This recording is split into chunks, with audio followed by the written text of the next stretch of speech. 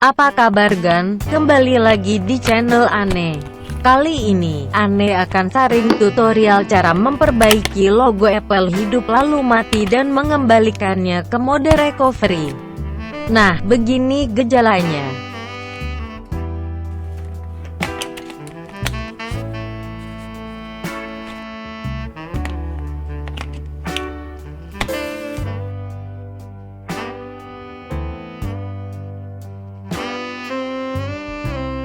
Kita hidupkan lagi iPhone 4S-nya.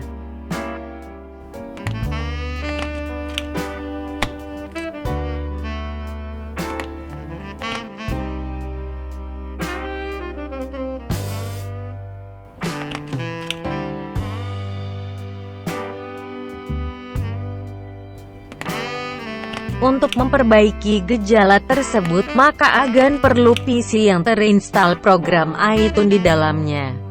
Buka iTunes di PC, dan sambungkan PC dengan iPhone 4S via kabel USB.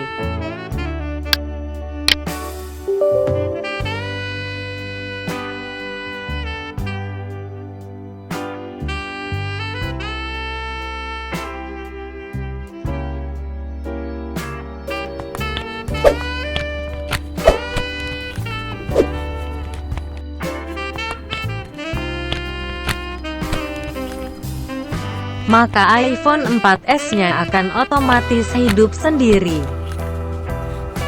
Tunggu sampai iPhone 4S mati. Setelah iPhone 4S mati, tekan tombol home terus pada iPhone-nya.